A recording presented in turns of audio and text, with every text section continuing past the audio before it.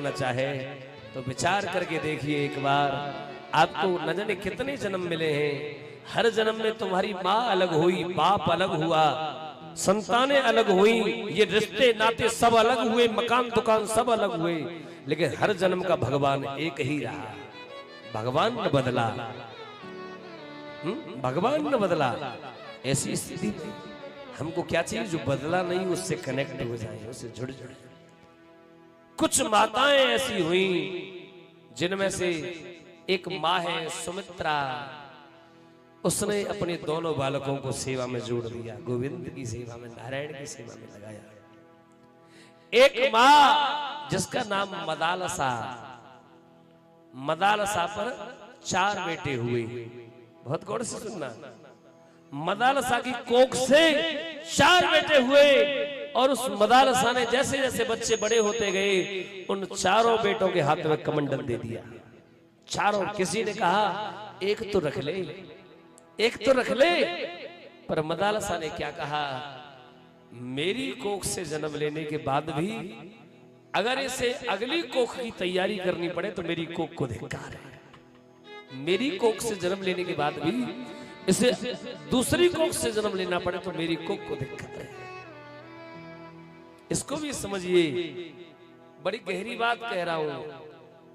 आपके द्वार पर कोई भिखारी आया है और आप समर्थमान हैं, और आपके यहां मांगने के बाद भी वो भिखारी दूसरे दर पर मांगने जाता है, तो आपकी वैल्यू क्या है? आपका महत्व क्या है? भाव तो यही है। अब वो जो करे सो करे। अगर आप समर्थवान हैं तो उसे एक बार पूछ लो, तेरे परिवार में कौन है, तेरे घर में कौन है, तू किसके साथ रहता है, बोल कितने लोग हैं। और समर्थवान हो तो अकेले ही एक दिन का राशन दे दो, तो तुम्हारा दान धन्य होगा। नहीं तो एक चुटकी दे क्या क्या। कभी किसी पैसे वाले व्यक्ति के द्वार पर एक भिखारी आ गया। उस भिखारी डोरबेल बजाई, डोरबेल। 1 बार 2 बार 4 बार 6 बार 10 बार डोरबेल बजाता रहा। आधे घंटे बाद तौलिया लपेटे कोई नौजवान, लगभग कोई 40-45 साल की उम्र का कोई व्यक्ति निकल कर आया। कौन है?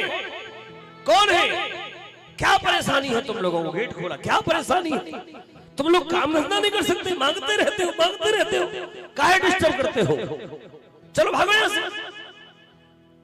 उस भिखारी ने कहा रुको, कूल डाउन, कूल डाउन, शांति। सुनो, नहीं देना ना? हाँ नहीं देना। रुको, नहीं देना ना? नहीं देना तो रुको। सुनते जाओ, कुछ सुनते जाओ। एक पैसे वाला बाप, पैसे वाला एक अमीर बाप अपनी एक संतान के लिए संसार की हर बैंक में खाता खुलवाता है। हर बैंक में खाता, हर बैंक। मेरा बेटा जहां जाए, मॉरिशस, स्विट्जरलैंड, नीदरलैंड, ऑस्ट्रेलिया, वो कनाडा, न्यूयॉर्क, जहां भी जाए वहां की बैंक से निकाल करके वहां आनंद ले, वहां ऐसो आराम करे, बोले तो भोजन करे, मस्त रहे। मेरा पुत्र एक पैसे वाला बाप जो होता है, इस प्रकार उसने कहा कि जब पैसे वाला बाप अपनी संतान के लिए संसार के हर बैंक में खाता खुलवाता है, जिससे कि उसकी संतान आनंद में रहे, दुख न पाए। सुन, तू नहीं देता ना, मत दे, पर हम उसी पैसे वाले बाप की औलाद हैं जिसका हर घर में खाता है, जिसका हर घर में खाता है। अगर तेरे घर मेरा खाता नहीं है तो तुझसे बड़ा दुर्भाग्यवान कोई नहीं है, तुझसे बड़ा दुर्भाग्यवान कोई नहीं है। मैं तो जिस घर जाऊंगा उस घर से 2 रोटी की व्यवस्था अपनी कर लूंगा प्यारे, वहां से मुझे 2 रोटी मिल जाएंगी। क्योंकि ये गृहस्थी जो बनाए है ना, समझना, ये गृहस्थी जो बनाए हैं ये आपके अपने नहीं है। आप गृहस्थी है और समझते हैं आप ये स्वयं के लिए नहीं। अगर आप गृहस्थी है तो स्वयं के लिए नहीं है, गृहस्थी है तो संसार के लिए है। आप जहां चींटियों को दाना डाला जाता है, आटा दिया जाता है, कुत्तों को रोटियां डाली जाती है, गाय को निवाला खिलाया जाता है, जहां एक आए हुए पथिक को पानी पिलाया जाता है, आए हुए अतिथि को भोजन दिया जाता है, वह गृहस्थ होता है। मैं निवेदन करूं गीता से, यज्ञ शिष्टा, गीता में कहा गया है कि यज्ञ वही यज्ञ शिष्टासन संतो मुच्यन्ते सर्व किल विखय्य भुंजते ते तुघम पापा ये पचन्त्यात्म कारणा।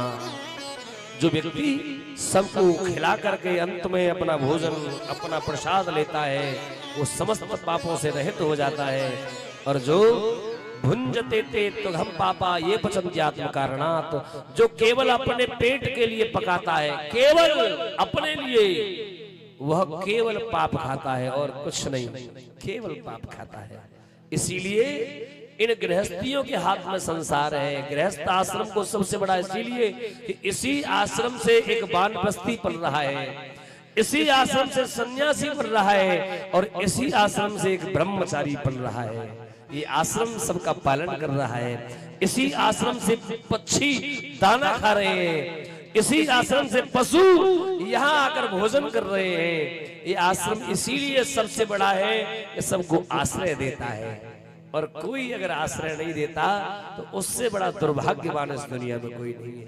मौका मिला है तुझे, पैसा मिला है तुझे, दौलत मिली है, तो प्यारे तुझे मौका भी मिला है। मिला है तुझको ये मौका, मिला है तुझको ये मौका चलन अपना बदलने का।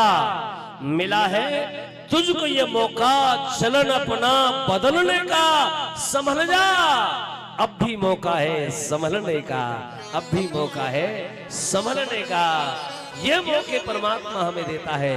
और मैं निवेदन करूं धर्म प्रेमियों, मेरी माताओं बहनों, यहाँ मैं चर्चा कर रहा हूं कि एक बच्चे को सिखाया जाता है। ये चर्चा मेरी यहाँ से कनेक्ट हो रहा हूं मैं, हम सिखा रहे हैं। और अगर हम उसे न सिखाएं, उसके हाल पर उसे छोड़ें, तो फिर जो माँ के गर्भ में उसके पास माया से रहित जो तत्व का ज्ञान था वो यहाँ प्रस्फुटित हो जाएगा, अंकुरित हो जाएगा।